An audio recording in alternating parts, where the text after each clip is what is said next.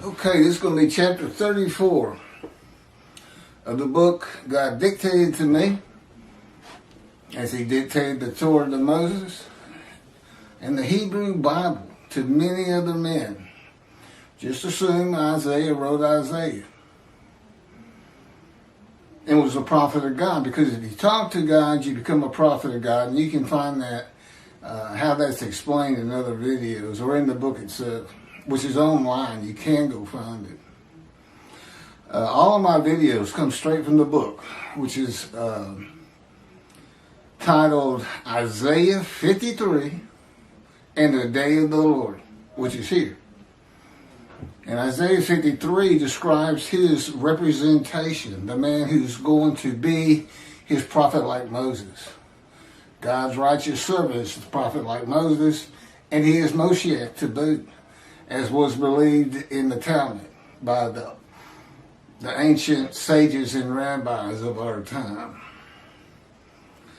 Chapter 34 is called God's Power in Creation. Moses was a person who murdered a man in anger, hid the body, and when discovered became frightened and ran from his crime, and then became a person more humble than any other man on earth at the end of his life, according to the Torah. He was chosen above all mankind, achieving a greater knowledge of the Almighty than anyone before. Moses was a man like Ezekiel, in that his spirit could become infuriated. To calm the spirit and soul of Ezekiel, God pinned him to the ground for 430 days after removing him from society.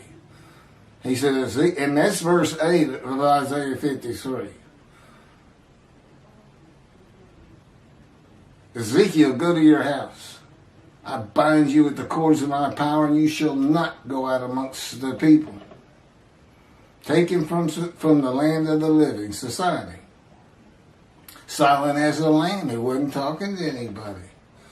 You see, God left what I'm about to read to you, the fire of refinement, how he gets a man ready to be his prophet. He left it out of 53, so that only I, the righteous servant of God, can explain it to you. But you can find it in Ezekiel. That's the backup. And he did it on purpose. It's crafty writing. He didn't want anybody to figure it out. Toby Singer, Jews for Judaism, they're so far off base, it's not laughable. It's just, they're not even close. It's not Israel. It can't be Israel for so many reasons. And I point that out in many videos. But that's God's representation for this day, because there's two covenants to deliver. And those two covenants are written into the two books he dictated to me, but primarily Isaiah 53 and the Day of the Lord. They're activated when they get published. It looks like the book's an attack on Judaism. It's not. But it does look like that and seem like that. But what it is God says, y'all got too many things wrong. And I knew I had to have another day to come down here, deliver a couple covenants, get my temple built. And that's in the covenant of friendship. I'm going to place my temple amongst you again. You'll never be defeated and dispersed again, and he calls it his eternal temple. So this one's not going to get destroyed. Let me just carry on. Oh yeah, but this fire of refinement, he left it out on purpose. And again, the backup's Ezekiel. That's the key to 53. Look what all he goes through. And he matches about 5 or 6 of the verses. Okay? And God tells him what he's going to do to him. It's actually described, the fire of refinement. Ezekiel, I'm going to make your forehead like adamant, harder than flint, your face brazen. And you shall have no fear or dismay from my people. He's going to toughen him up. He's got to go to God's prophet boot camp. That's what I call it. Because it's just, I'd rather be a cadet trying to be a Navy SEAL or a Marine than go through what he's put me through. But it changes you. You become a different man, and the man he wants to use. Nobody's born to be a prophet. It's just too much that goes into it. And to be with God constantly, 24/7. I don't have to pray to talk to him. I just have to say, God, and he'll say, Keith, what?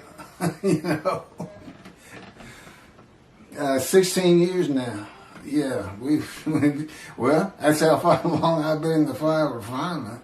It kind of tells you where my spirit was as far as being furious and easy to anger. Yeah, we took care of that, so you don't have to worry about it.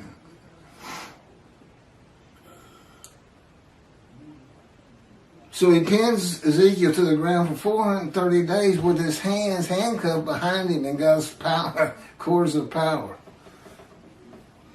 On one side for over a year. Then he got to flip over on the other side for about 40 days. And you say, oh, I can't imagine God would do that to a person. Oh, I can. That's not a problem for me. My point to him was, that's it. 430 days, you've been with me 16 years. How come I'm not ready? And he says, it's just a more complicated time now. And chastised him. These are the big words.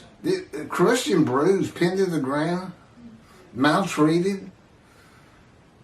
Those are the big six of Isaiah 53. Wounded, punished, crushed, bruised, maltreated, chastised. When God chastises you in his words and he's maltreating you, that's something that can hurt you to your very marrow. It goes deep. More so than a human being doing anything to you. Until he was suitable and humble enough to be a prophet to the Assyrian Babylon exiles. And teach the words God teaches him during this time. Which I believe I have, but it's the phrase when he tells Ezekiel to eat this scroll. That's telling you that, and then he says, now go speak these words to the people. Those are his words. And obviously this is a 215-page book pointing out things he wants straightened out. And I mean quickly. Well, as quickly as we can do it. It's been a long time, and it's time to get to Israel. A man does not go from being hot-tempered enough to kill another man to being the most humble man on earth by being the leader of hundreds of thousands of men and women and known to converse with God. That enlarges the ego of a man. And it's not a humbling experience.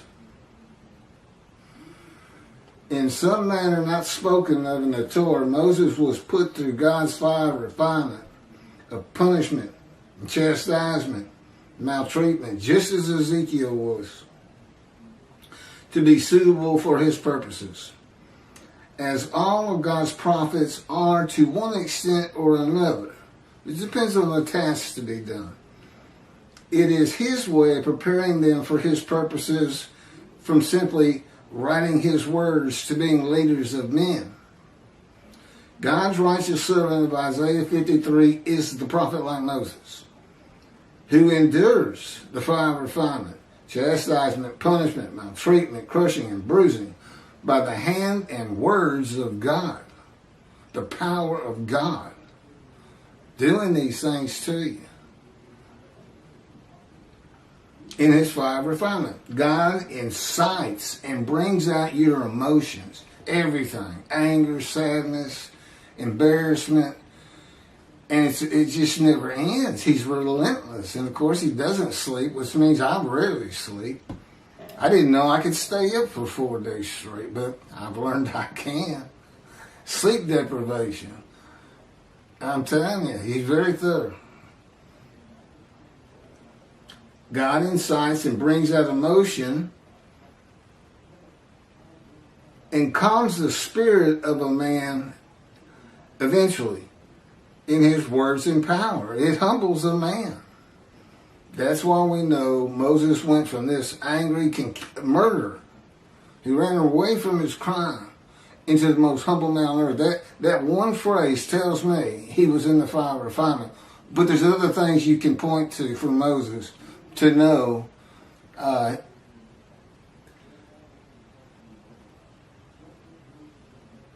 okay, God doesn't want me to go into that.